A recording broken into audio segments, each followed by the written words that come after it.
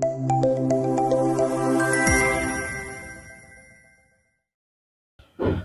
everyone, আপনাৰা চাবলৈ আৰম্ভ কৰিছে আপোনালোকৰ আপোন চেনেল ইগল এডুকেশ্যন আৰু মহেশ মহন্তৰ। আজি আকৌ এটা ক্লাছ আনিছো, এইটো ক্লাছ নম্বৰ 11 বিএড আৰু ডিএলএড এৰ এন্ট্ৰেন্স এক্সামৰ কাৰণে এটা কন্টিনিউয়াস সিৰিজ দি আছো। তাৰ 10টা ক্লাছ ইতিমধ্যে মোৰ সম্পূৰ্ণ হৈছে। 11 নম্বৰ ক্লাছৰ পৰা আগবাঢ়িছো আৰু সম্পূৰ্ণ ইউটিউবতে দিছো, কমপ্লিট ফ্ৰী যেটো ইউটিউবত চাব পাৰে। গতিকে এই সেশনটো মোৰ সম্ভৱ সাইজত আপোনালোকৰ যথেষ্ট কামত আহিব। আজি মই 11 নম্বৰ ক্লাছত আকৌ ইম্পৰ্টেন্ট কেইটামান ভাল ভাল কোৱেশ্চন আনিছো, যিখিনি কোৱেশ্চন আমি প্ৰেক্টিছ কৰিব লাগে। তো ক্লাছটো দুদিন মোৰ দেৰি হৈ গ'ল অকমান সময়ৰ অসুবিধাৰ বাবে। তো পিছলৈকে আৰু অলপ সোনকালে আনিব চেষ্টা কৰিম। ঠিক আছে, ক্লাছ নম্বৰ 11ত কি আছে আৰু কেনেকৈ কি কোৱেশ্চন আনিছো গোটেইখিনি এবাৰ চাম। তো পৰম নগৰ আৰম্ভ কৰিছো আজি মই ক্লাছটো। ইগল এডুকেশ্যন স্কুল, এইটো মোৰ স্কুলৰ ল'ৰা ছোৱালী আছে যিসকলে 8, 9, 10 ছাত্ৰ ছাত্ৰী আছে, তেওঁলোকৰ বাবে এটা এক্সট্ৰাকে চেনেল বনাইছো, যাতে তেওঁলোকে এই চেনেলটোত যেটো তোমালোক আছা গুৰি অকমান সিনিয়ৰ ছাত্ৰ ছাত্ৰী আছে, গুৰি সেই চেনেলটো অকল ষ্টুডেন্টৰ কাৰণে বনাইছো যে স্কুল কলেজত পঢ়ি আছে। তো তেওঁলোকৰ বাবে এটা চেনেল, গতিকে যদি আপোনালোকৰ কোনোবা এনেকুৱা ভাইটি ভণ্টি আছে তেওঁলোকে ৰেফাৰ কৰিব পাৰে। তাত মই মেথছ পঢ়োৱা ইতিমধ্যে আৰম্ভ কৰিছো, গতিকে ধুনীয়াকৈ চাব পাৰে। তো আগবাঢ়িছো আজি আমাৰ প্ৰথমটো কোৱেশ্চন। ওকে, তো প্ৰথমটো কোৱেশ্চন কি আছে আমি এবাৰ চাই লওঁ। Okay, the average marks of 7 students is 39. So 7টা student আছে, এভারেজ কিমান কে আছে 39 কে আছে। তো 7টা স্টুডেন্টৰ এভাৰেজ 39 কে, টোটাল মাৰ্কস কিমান হ'ব এটো হৰে ইনটু কৰিব লাগে। এটো বিষয় মই আগতে এৰি শিকাইছো, এভাৰেজ ক্লাছটো মই আপোনাক কৰাইছো। 7টা স্টুডেন্টৰ এভারেজ যদি 39 কে হয়, এটো সেই 39 কে যদি মই ধৰু 7টা স্টুডেন্ট মিলি টোটাল কিমান মার্কস হ'ব। ওকে, 7 9 গুণ 63, 7 3 গুণ 21, 21 আৰু ইফালে আৰু 6 আছে 273। ঠিক আছে, the average of 3 students, তাৰে আকৌ 3টা স্টুডেন্টৰ এভাৰেজ কিমান 27 কে আছে। তো তেওঁলোকৰ মার্কসটো কিমান 7 3 গুণ 21, 3 2 গুণ 6 7 8। মানে কি বুজিলা, 7টা স্টুডেন্ট থাকোতে টোটাল মার্কস ইমান আছিল, তেওঁলোকৰ মাৰ্কসখিনি যদি মই প্লাস কৰো, তাৰে 3টা স্টুডেন্টৰ মাৰ্কসখিনি যদি এক্সট্ৰাকে প্লাস কৰো কিমান হৈছে 81। আমাক দিছে ক্যালকুলেট এভাৰেজ অফ দা আদাৰ 4, বাকি 4 জনৰ মাৰ্কসটো কিমান হ'ব। চোৱা, এই 7 জনে মিলি পেলাই ইমান লৈ গৈছে, তাৰে 3 জনে ইমানখিনি নিছে, বাকিখিনি কি থাকিব, বাকি 4 জনৰ কাৰণে বাকিখিনি থাকিব। ইয়াতে মই কি লিখিলো 2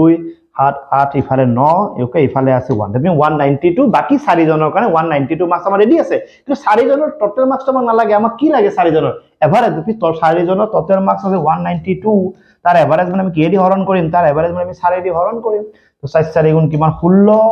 ওকে 17 18 19 32, 8 4 গুণ কিমান 32। তো কিমান পাইছো 48 ইজ দ্য আনসার আছে। ইয়েস, অপশন বি টু আমাৰ শুদ্ধ উত্তৰ। তো আজিৰ পৰা এটা বস্তু আগতেও মই কৈছো, আজিও কওঁ,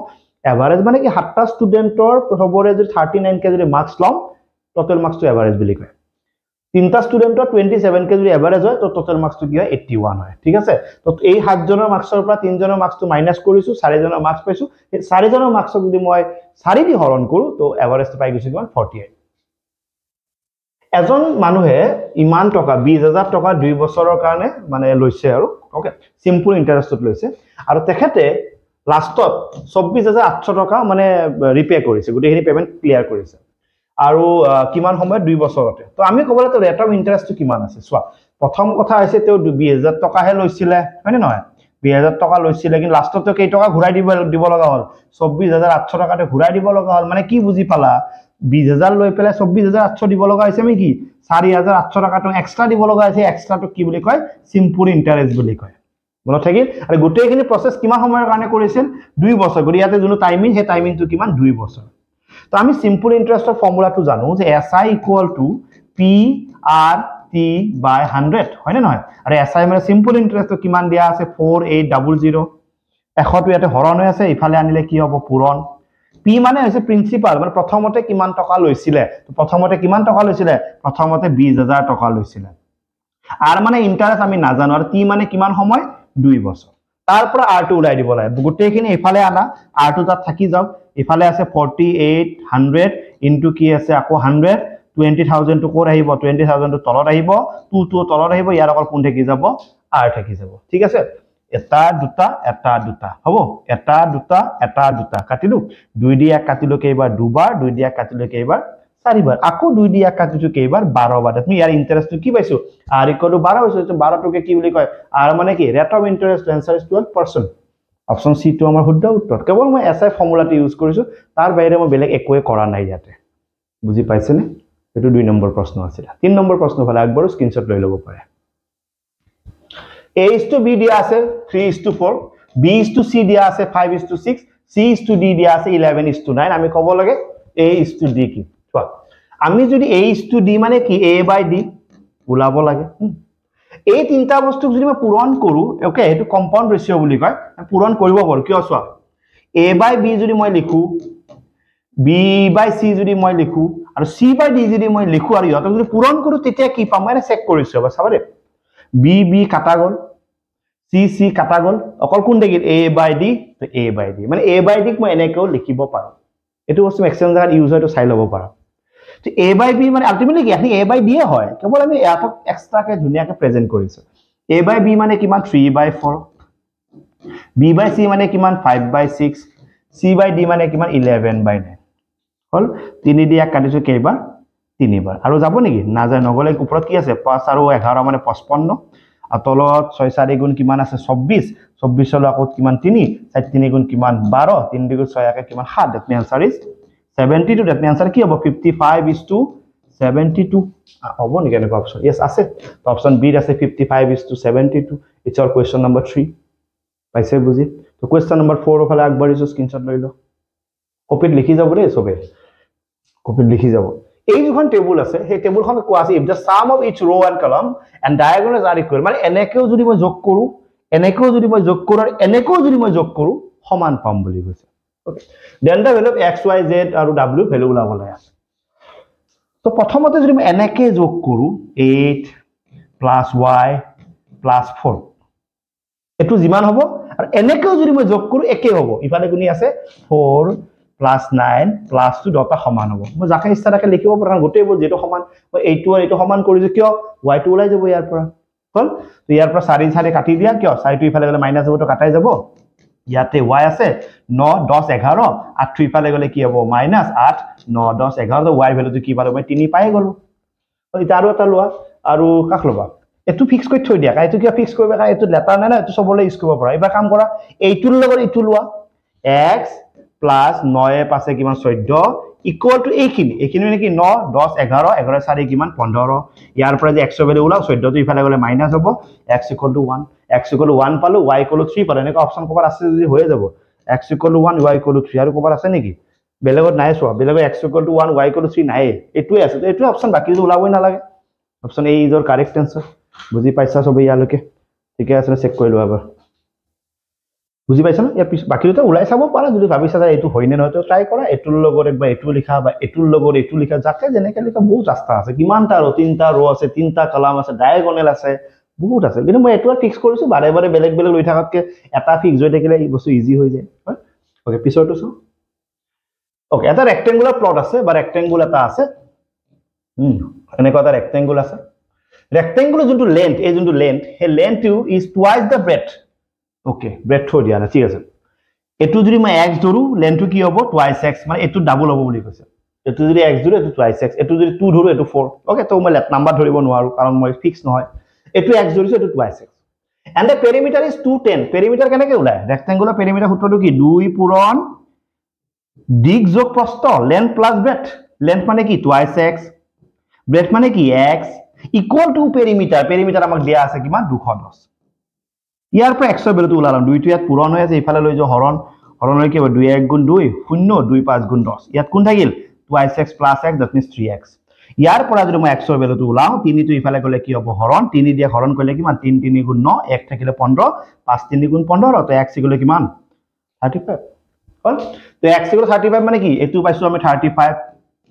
* 2 মানে কিমান 70 তো দিশ আৰু প্ৰস্থ পাই গলো ওলাব কি লাগে এরিয়া আর এরিয়া কেনেকে ওলাই দিশ পূরণ প্রস্থ তো দিশ মানে কি 70 প্রস্থ মানে কি 35 পূরণ করা শূন্য তো এনেকে বহাই থৈ দিয়া 7 5 গুণ কিমান 35 3 থাকিল 7 3 গুণ 21 22 23 24 আমি आंसर ইজ 2450 অপশনটো চেক কৰা এতিয়া 2450 অপশন বি টু শুদ্ধ উত্তৰ ধুনিয়াকে কনফিডেন্স কৰা অপশন নিজে নিজে মিলি যাব হেতু চিন্তা কৰিব নালাগে বহুতে অপশনটো মাথা মাৰি থাকে এটো হ'ব নেকি হেতু হ'ব নেকি মই বহুতে ভাবে কি বহুতে এনেকৈ ভাবে যে অপশন চাই পেলাই উত্তৰ কৰো মই আজিলৈকে কৰা নাই কিন্তু অপশন চাই উত্তৰ আজিলৈকে কৰা নাই হেতু কনসেপ্ট নাজানো কাৰবাৰ ইউজ হ'ব পাৰে কেতিয়াবা কৰিব লাগে প্ৰত্যেকটো নহয় যাৰ অৰিজিনাল কোৱেশ্চনটো জৰা বুজি পোৱা নাই অপশন চাই উত্তৰ কৰিম ৰিস্ক লোৱাটাই হৈ যায় কেতিয়াবা মিলিও যায় মই নকওঁ কি মিলিও যায় বাট কিছুমান বস্তু অলপ কনসেপ্ট থাকিলে ভাল ওকে পিছৰ প্ৰশ্নটো চাও ওকে তো ইয়াতে -1/343 আছে ইয়াতে আকৌ মাইনাস আছে চোৱা ওপৰৰ মাইনাছডাল যদি মই প্লাছ কৰি দিওঁ বা প্লাছ কৰিব যদি বিচাৰো মই কৰিব পাৰো কিয় জানানে ওপৰৰ মাইনাছটো প্লাছ কৰি ই উল্টা হৈ যায় বুজি পাইছা এতিয়া 343 মানে কি বা চাই লওঁ তো 4 5 6 7 8 9 10 তো 3 দিন আছে 7 এৰি দিব লাগিব চাগে ন 7 4 গুণ কিমান 28 ওকে ইফালে 4 5 6 63 7 9 গুণ 63 আকৌ 7 এৰি দিলে আকৌ 7 তুমি 7 কিমানটা তিনটা ইয়াৰ জাত মই কি লিখিছো 7 কিউব ওপৰত কি আছে 2/3 মাইনাসকো যদি মই কিউব বনাই দিও এনেকে লিখি দিও কিবা প্ৰবলেম আছে নেকি না কাৰণ মাইনাস কিউব মানে মাইনাস হয়তো এনে দিছো কাৰণ নলেজ মই বুজি পাত কৰ অসুবিধা মাইনাস জাল কত কি হল তো মাইনাসক যদি মই মাইনাস কিউবও লিখো যেনেকে 1 ক যদি তুমি 1 কিউব লিখা কিবা প্ৰবলেম আছে নেকি না কাৰণ 1 আৰু 1 কিউব একে তো মাইনাস আৰু মাইনাস কিউব একে বস্তু ওকে তো দৰে কিউব দুটা আমি কমন লৈছো ওপৰত যাব ওপৰত অলৰেডি কোনি আছে 2/3 আছে তো 3 3 কাটা গেল এই স্কয়ার টু মাইনাসৰ কাৰণে আহিব minus minus plus square two 7ৰ কাৰণে আহিব 7 8 49 that mean answer is +49 option C ইটো আমাৰ শুদ্ধ উত্তৰ পাইছা বুজি হ'ব ইজি কে কৰাই আছো বস্তুবোৰ যিমান প্ৰায় হিমান ইজি কে কৰিব ট্ৰাই কৰা okay the radius of a circle whose circumference is equal হবে এটা ইয়াতে বৃত্ত এটা আছে ইয়াতে এটা বৃত্ত আছে এই বৃত্তটো ৰেডিয়াস এটা আছে ইয়াতে আৰু এটা বৃত্ত আছে ইয়াতে আৰু এটা বৃত্ত আছে প্ৰথম বৃত্তটো ৰেডিয়াসটো আমাক নাজানো ওলাব দিছে সেকেন্ড বৃত্তটো ৰেডিয়াসটো কি হয় জানে ডায়ামিটাৰ 37 মানে বেকৰ আধাটো বেখাৰ মানে ৰেডিয়াস তো ইয়াৰে আধা কি হ'ব 18 ইয়াৰ ডায়ামিটাৰটো দিয়া আছে 20 তো ডায়ামিটাৰ 20 হলে ৰেডিয়াস কিমান হ'ব 10 মানে ডায়ামিটাৰ আমি যদি তো বেকৰ আধা হৈছে বেখাৰ তো ইয়াৰ যোনটো পেৰিমিটাৰ সাৰকামফাৰেন্স একে শব্দ বা সাৰকা এটো মানে কেনেকে উলায় 2 ফৰ্মুলাটো কি আছে 2 পাই r 2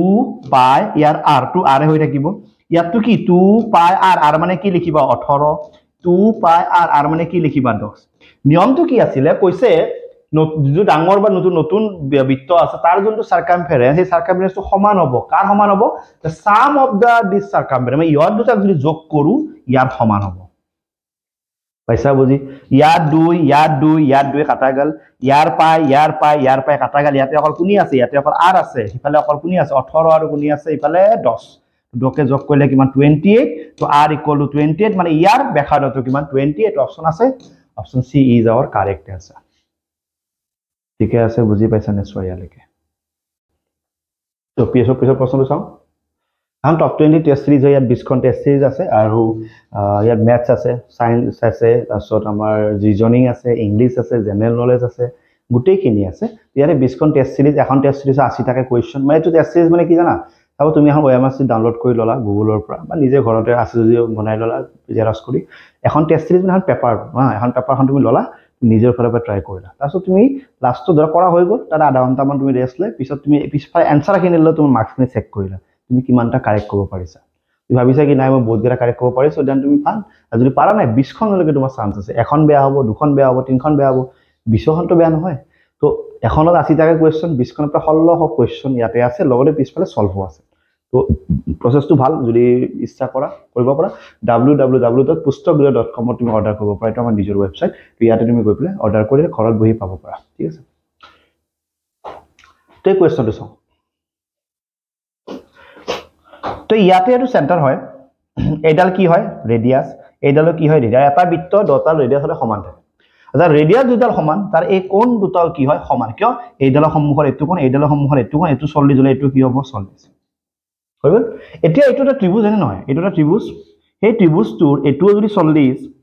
এটো যদি 40 কিমান গুছি গল 80 তো গোটেইটো ত্ৰিভুজৰ কোণগাটা কিমান 180 তো ইয়াৰ কাৰণে কিমান থাকিব 100 হল আৰু এটা নিয়ম আছে এই যোনটা কৰ্ড দেখি এটা কৰ্ড বুলি কয় বা জ্যা বুলি কয় সেই কৰ্ডডালে সেন্টাৰত যিটো কোণ বনাব আৰু সেই কৰ্ডডালে বিপৰীত ফালে যিটো কোণ বনাব দুটা কোণৰ মাজত সম্পৰ্ক আছে কিয় এটো কোণ যদি 100 হয় তাৰ আধা হ'ব এটো কোণ মানে এটো কিমান হৈ যাব 50 এটো 50 হলে এটো কি হৈ যাব 100 উলাব কি লাগে উলাব লাগে ACB এই কোণটো কিমান 50 তো আছে তো option A is our correct answer পাইছা চাগে বুজি হ'ব এটো নিয়ম কিন্তু ভাল দেই ফাইন্ড দ্য এলসিয়াম এনেকা ভগ্নাংশৰ বস্তু যদি এলসিয়াম উলাব দিয়ে তেতিয়া ফৰ্মুলাটো কি জানা ভগ্নাংশ এলসিয়াম উলাব দিলে ওপৰৰ কেটাৰ সদায় এলসিয়াম উলাব লাগে আৰু তলৰ কেটাৰ এইচসিয়াম উলাব লাগে এটো নিয়ম আৰু এটা ফৰ্মুলা কৈ থৈ দিও যদি এইচসিয়াম উলাব দিয়ে গসাও উলাব দিয়ে ওপৰৰ কেইটাৰ HCF ওলাব লাগে আৰু তলৰ কেইটাৰ LCM ওলাব লাগে মানে কেনেকৈ ফৰ্মুলা তুমি গছ ৰাখিবা LCM ওলাব দিলে ওপৰত সদায় LCM প্ৰিফাৰেন্সটো LCM পাব এটো নিজে যে HCF ওলাব দিলে ওপৰটো HCF নিজে তলতটো LCM হ'ব তো আমাৰ ওলাব কি দিছে আমাৰ LCM ওলাব দিছে তো আমি এটো ফৰ্মুলা ইউজ কৰিম তো আমাৰ ওপৰৰ কেইটা কোন আছে ওপৰত আছে 4 7 আৰু 1 ইহঁতৰ LCM টো ওপৰত বনাম আৰু তলত কোনি আছে 5 9 আৰু 18 ইহঁতৰ HCF টো তলত লিখিম HCF মানে হৈছে কি গুটি কেটা হৰণ কৰিব পৰা কোন আছে তো ইয়াত দেখিছো 5 9 আৰু 18 তিনিওকে হৰণ কৰিব পৰা সংখ্যা নাই ইয়াক 9 দি যায় ইয়াক 9 দি না যায় গুটি কেটা হৰণ কৰিব পৰা আটাইতকৈ ডাঙৰ সংখ্যাটো কি বুলি HCF কিন্তু গুটি কেটা হৰণ কৰিব পৰা আটাইতকৈ ডাঙৰ সংখ্যা নাই তো এনসাৰটো ইয়াত 1 হ'ব আৰু ইয়াটো দৰে মাজত যদি কমন নাথাকে 1 টো বাদ দিয়া 7 আৰু 4 মাজত বিশেষ কমন নাই নাথাকিলে ডকে পূৰণ কৰি দিয়া 7 4 গুণ কিমান 28 দ্যাট মিন আনসাৰ ইজ 28 আছে ইয়েস অপচন এ টো আমাৰ শুদ্ধ উত্তৰ বুজি পাইছা চাগে হ'ব পিছৰটো হল আগবাৰো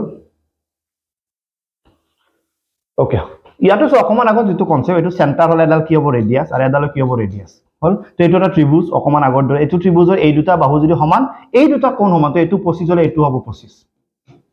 হৈ গল ইয়াৰ এটো ৰেডিয়াস আৰু এটো ৰেডিয়াস এটো যদি 35 হয় এটো কিমান হ'ব 35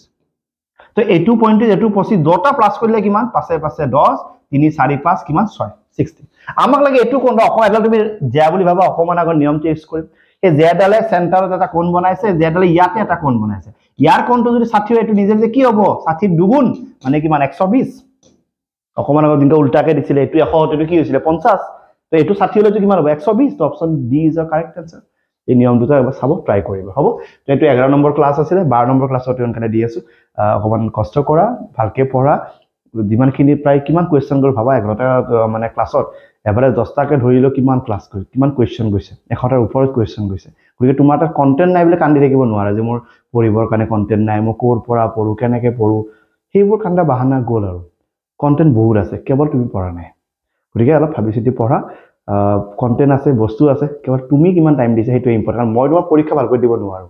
মই ন কোনো শিক্ষকে পৰীক্ষা ভাল কৰিব নোৱাৰে পৰীক্ষা ভাল ষ্টুডেন্টে নিজে কৰিব তো ক্লাস 1 2 বাচ্চা হলে বেলেগ কথা টিচাৰৰ কাষত থাকিব বেটাৰ পালে কুবাই থাকিব নোৱাৰা লৈকে আমিতো এনেকৈ কৰিব নোৱাৰো গতিকে তোমালকে যিমান টাইম দিবা তোমালকে যিমান কষ্ট কৰিবা সেই হিচাপৰে ৰিজাল্ট আহিব গতিকে কষ্ট কৰা লগত আছো কন্টেন্ট দিম নিজৰ সময় দিয়া আৰু পঢ়িবলৈ চেষ্টা কৰা 12 নম্বৰ ক্লাসটো লাগে জনাবা যদি লাগে অতি সোনকালে দি আছো চাই থাকিব তোমালোকৰ আপোন channel Tiger education thank you so mass